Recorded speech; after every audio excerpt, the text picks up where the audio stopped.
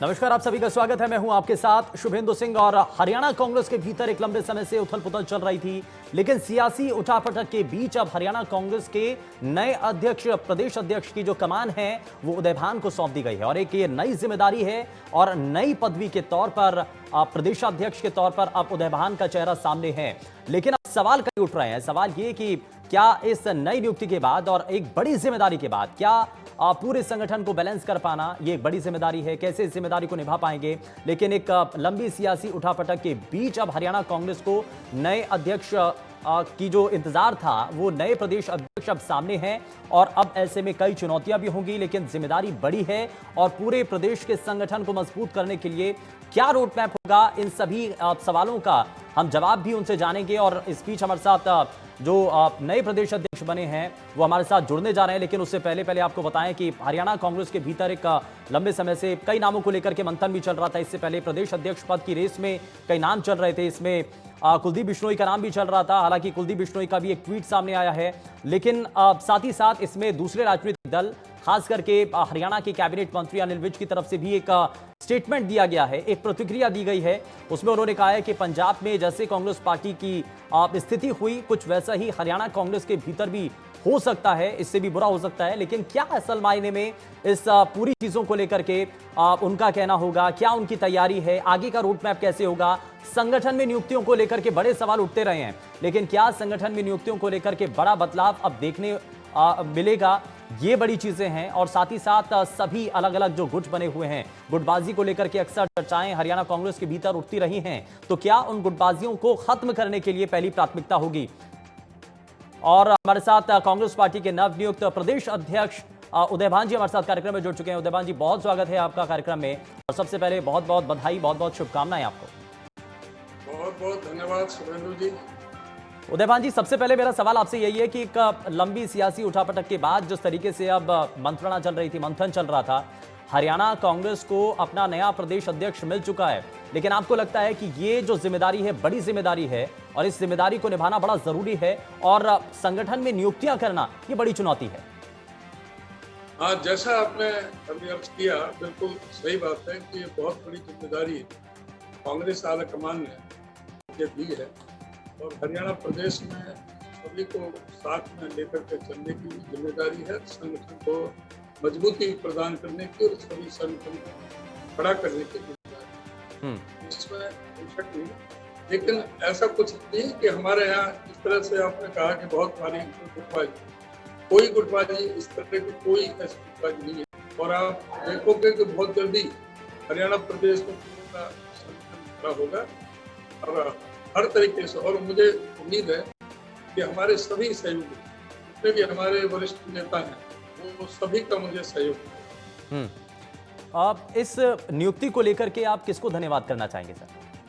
मैं धन्यवाद करना चाहूँगा कांग्रेस आला कमान का, नेतृत्व का, कि आदरणीय श्रीमती सोनिया गांधी जी, राहुल गांधी जी, प्रियंका गांधी जी, जिन्होंने मुझ पर विश्वास व्यक्त किया, चौधरी भूपेंद्र सिंह हुड्डा जी, हमारे प्रभारी विवेक सिंह, हमारे सीनियर सभी हमारे साथियों ने, भूपेंद्र सिंह और दूसरे हमारे सभी सहयोगियों ने, मेरा किसी ने विरोध नहीं किया और आम सहमति से मुझे अध्यक्ष बनाया है। उसके लिए मैं सभी अपने वरिष्ठ साथियों, सहयोगियों का धन्यवाद करता हूँ। और सभी को हम साथ में लेकर के चलेंगे और आप देखोगे बहुत जल्द ही और संगठन जो है पूरी तरह से काम। उदय भान जी, आपकी नियुक्ति हुई और उसके बाद ही एक ट्वीट सामने आता है कुलदीप बिश्नोई जो कि एक ट्वीट करते हैं, और इस ट्वीट के बाद से आप कह रहे हैं कि सभी चीजें बैलेंस हैं, लेकिन उस ट्वीट के मायने कुछ और नजर आते हैं। देखा होगा आपने भी? नहीं, कुछ ऐसा कुछ नहीं है। और ये पार्टी के अंदर इसकी तरह की कोई, हर आदमी को अपनी बात करने का अधिकार है, तो उनसे भी बात करेंगे। कोई ऐसी कोई बात। आपको लगता है कि चुनौती हो सकती है? कुछ नेता जो कि इस अध्यक्ष पद की रेस में थे, या वो चाहते थे कि संगठन के भीतर उनको कुछ बड़ी जिम्मेदारी मिले, अब ऐसे में उनको वो बड़ी जिम्मेदारी नहीं मिल पाई है, तो नाराजगी होना लाजमी है। अब उन नाराजगियों को दूर कैसे किया जाएगा, ये सबसे बड़ी चुनौती होगी क्या? देखिए, ये तो स्वाभाविक है, चुनौती तो हर फील्ड में होती है और राजनीतिक फील्ड में तो मुझे ये चुनौती जो इसको स्वीकार करना है और सबको साथ में लेकर के चलना है। और बहुत जल्दी संगठन को और अनिल विज जी को मैं जानता हूँ, अपने आप को हमारे पूरे जिस तरह से इन्होंने झूठ का जो बार मीडिया के जरिए 75 पार का जो नारा देते थे तो लोगों को दिया, और आज जिस तरह से प्रदेश के अंदर और देश के अंदर इन्होंने हालात पैदा कर रखे हैं, जो नफरत की दीवार खड़ी कर रखी है, आज इनको भी, क्योंकि ये मैं इनसे पहले मैं विधायक बन गया हूँ, ये बाद में बाई इलेक्शन में आए, तो मुझे पता है, मैं इनको शुरू से जानता हूँ, इनकी शैली को भी जानता हूँ और इनके कार्य को भी जानता हूँ। मैं इस समय ज्यादा नहीं कहना चाहता, तो मैं तो यही कहूंगा कि हम सब मिलकर के संगठित करके इस सरकार को इस प्रदेश से खदेड़ने का काम करेंगे और ऐसी सरकार लेकर आएंगे जो सबको साथ में लेकर के चले। ठीक है। जो इस तरह से जो आज महंगाई का जो बेरोजगारी में जो प्रदेश को नंबर 1 इन लोगों ने बना रखा है, आज पूरा प्रदेश जो कर्जा में इन्होंने पूरी तरह से हर व्यक्ति को ऐसा बांध दिया, सबसे ज्यादा कर्जे में नंबर 1 हो रहा है। जो हरियाणा पहले इन्वेस्टमेंट में और इनकम में गोवा के बाद में प्रति व्यक्ति आय में सबसे नंबर 1 पर था 2014 में, आज इन्होंने बुरा हाल कर दिया। आज पूरी तरह से करप्शन, जो भ्रष्टाचार, इतना नौकरियां रही हैं, सारा जो नगर पालिका, नगर निगम परिषद, इतना भ्रष्टाचार के होते हैं, आज पूरी तरह से भ्रष्टाचार से जकड़ा हुआ है। तो इस सरकार से हमें निजात दिलानी है और जो लोगों के भ्रमित करने का, जो नफरत की दीवार जो खड़ी करने का है, उस नफरत की दीवार को खत्म करना है। सबको प्रेम, प्यार, भाईचारा, सर्व धर्म समभाव, सद्भाव के साथ में इस प्रदेश को आगे लेकर के। ठीक है, कांग्रेस पार्टी की अब संगठनात्मक रूप से आगे की रणनीति क्या होगी, मैं उस पर भी बात करूंगा, लेकिन उदयभान जी, इससे पहले जो प्रदेश अध्यक्ष पद की जिम्मेदारी संभाल चुके हैं, चाहे वो अशोक तंवर की बात कर लीजिए, कुमारी सैलजा, ये हमेशा से सवाल उठते रहे थे कि जब भी कोई फुडा खेमे से अलग गुट का कोई भी चेहरा अगर जिनको कमान सौंप दी जाती थी, तो ये कहा जाता था कि खेमेबाजी नजर आती है, गुटबाजी का शिकार हो जाते हैं। कुछ ऐसा ही संकेत दे करके कुमारी सैलजा ने इस्तीफा तक की पेशकश कर दी थी। आप इस पर कुछ कहना चाहेंगे क्या?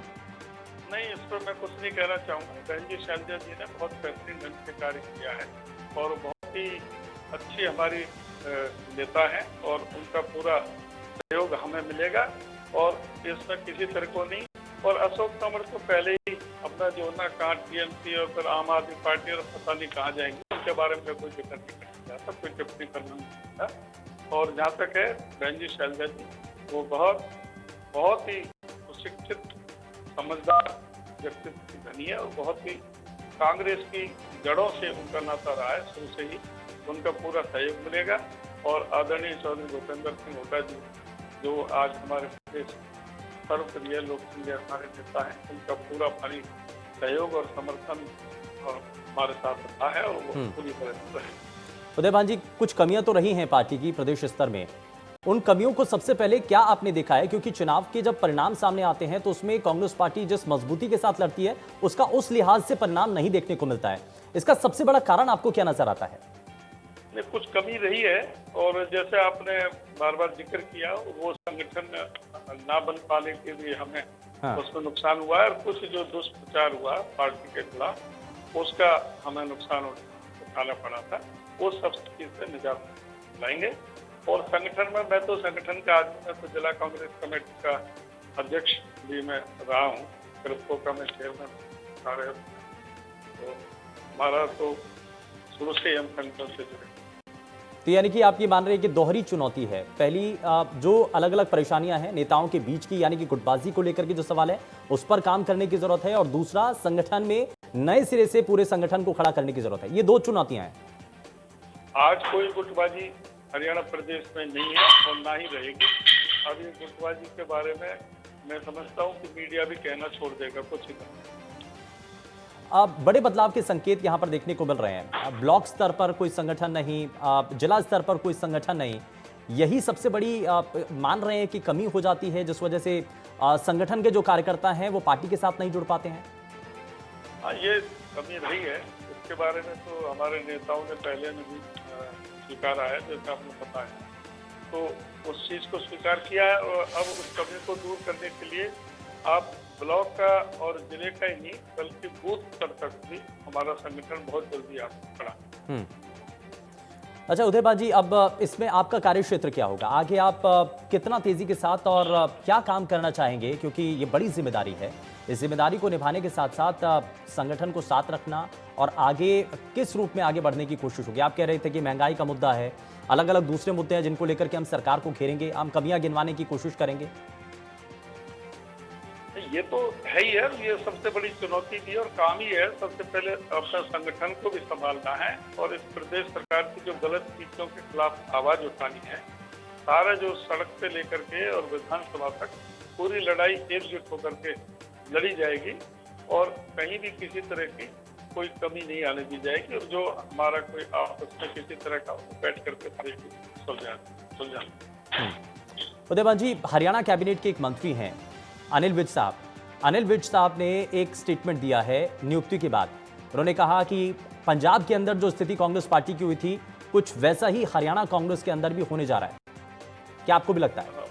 मैं ये कहना चाहूंगा कि जो भारतीय जनता पार्टी की स्थिति 2000 में 2005 में थी, वो होने जा रही है 2024। ये अपने आप को संभाल लें, इनका सुपड़ा साफ है, ये सिंगल डिजिट पे रह जाएंगे।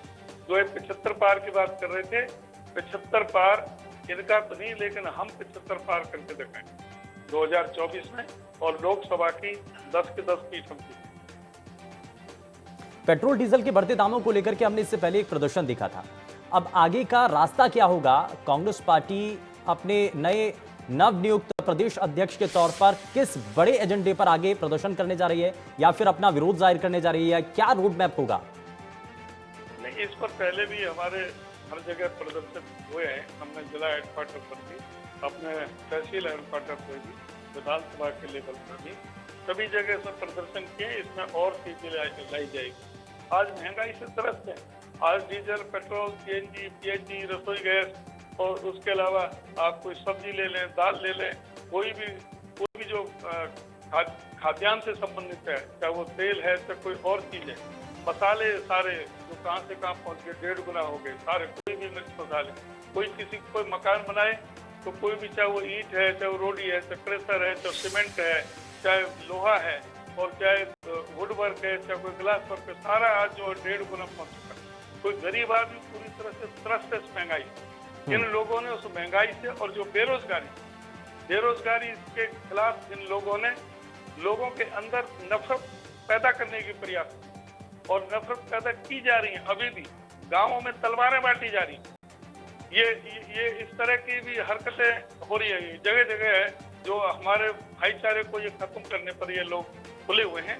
उस भाईचारे को कायम करना है और लोगों में इनको बेनकाब करना, चेहरा बेनकाब करना है। ये सारा जो देश है सर्वधर्म समभाव। एक चीज हमने पंजाब में देखी, पंजाब के चुनावों में आम आदमी पार्टी ने जो वैक्यूम बना था उसमें अपना स्पेस क्रिएट कर लिया। अब ये कहा जा रहा है कि हरियाणा के अंदर भी एंट्री करने के बाद इसको लेकर के बड़ी चिंताएं अलग अलग राजनीतिक दलों के सामने हैं। आप इस पूरे परिप्रेक्ष्य को किस तरीके से देखते हैं? आम आदमी पार्टी का हरियाणा में आना, एंट्री करना, कई नेताओं का आम आदमी पार्टी के साथ जुड़ना, ये कांग्रेस पार्टी के लिए भी मुश्किलें खड़ी कर सकती है क्या? ऐसी परिस्थिति तब भी हुई थी जिस समय दिल्ली के चुनाव हुए थे विधानसभा के, और तभी भी ये सारे हरियाणा के अंदर ऐसा ही रौला मचाया और इन्होंने सभी विधानसभा में लोकसभा में चुनाव लड़े थे और एक भी कैंडिडेट इनकी जमानत नहीं बचा पाए। आज भी कोई जो जमीन से जुड़ा है, सशक्त जो उम्मीदवार जो लोग हैं, वो कोई भी आम आदमी पार्टी में आज भी नहीं है। आज भी वहाँ वैक्यूम है। वहाँ वो है जिनको कहीं दूसरी जगह नहीं है, स्थान नहीं है कहीं। वो लोग वहाँ पर कुछ एक प्रयास कर रहे हैं और वो भी चले हुए कारतूस से जो गए, आपको पता है कोई नाम।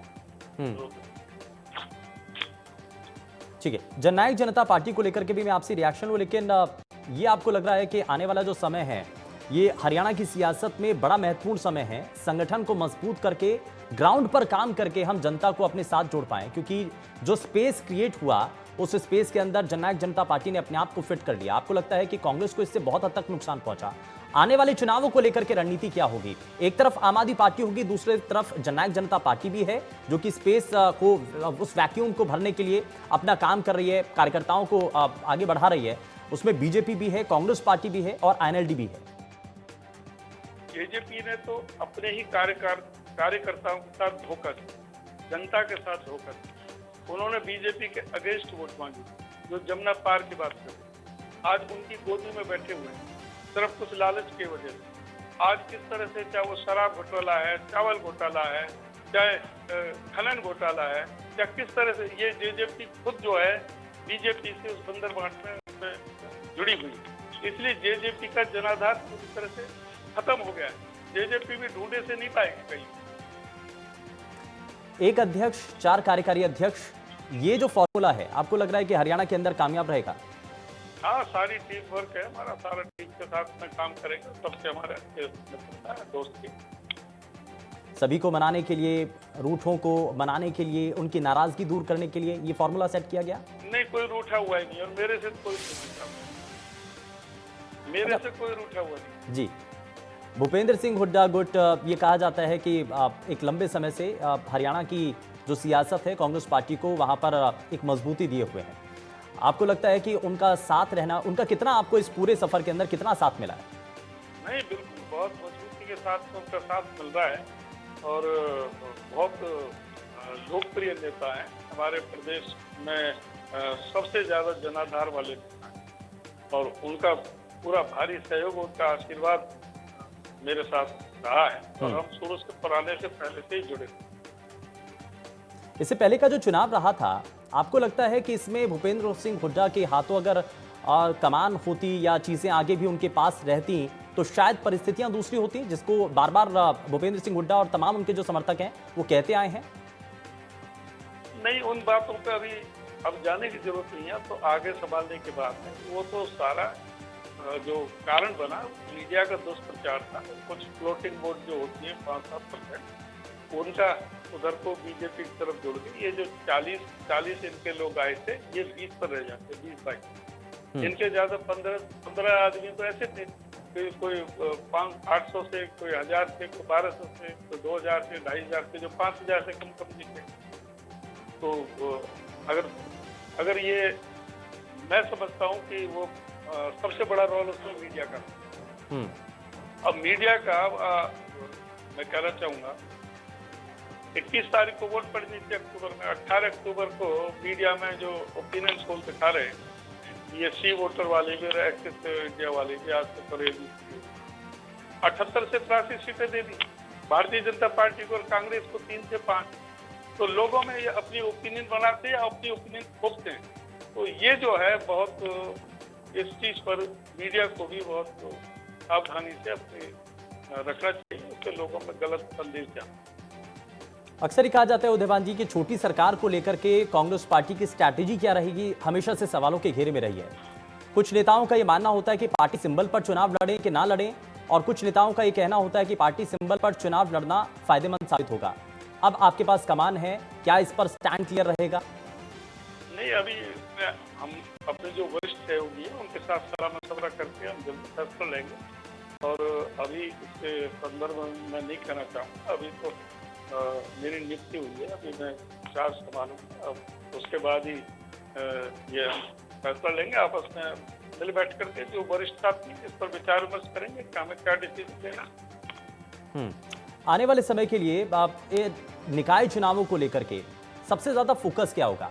क्या बड़ी चुनौती आप मान रहे हैं? पार्टी सिंबल पर चुनाव लड़ना ये तो एक चुनौती रही है कांग्रेस पार्टी के लिए या किसी भी राजनीतिक दल के लिए, उसके अलावा कोई और दूसरा एंगल आप देख रहे हैं इसमें? नहीं, निकाय चुनावों में बहुत हमारे जो कांग्रेस पार्टी के समर्थक हैं वो निश्चित तौर से बहुत अच्छा उनमें जीतेंगे, और मोस्टली जगहों पर जीतेंगे, मोस्टली नगर पालिकाओं में जीतेंगे।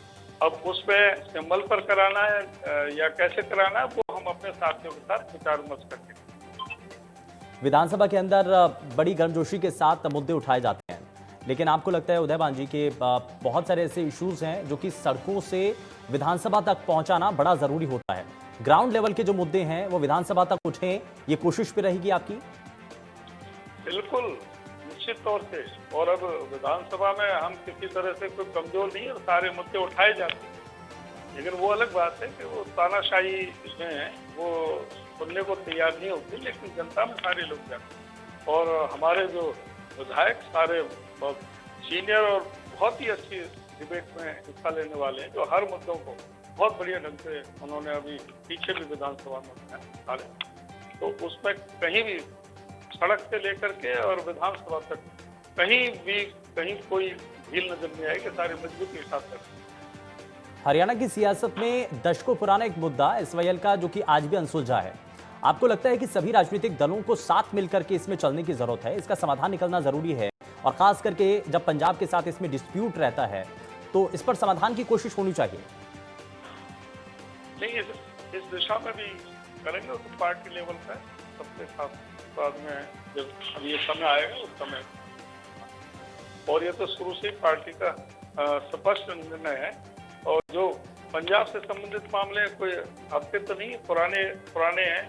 शाह आयोग के टाइम पर चंडीगढ़ को पंजाब के साथ था, उसके साथ में अबोर फाजिल्का के गांव जुड़े हुए थे 117। और हमारा जो एसवाईएल का मामला है वो सीधा स्पष्ट सुप्रीम कोर्ट ने आदेश कर रखा है 2016।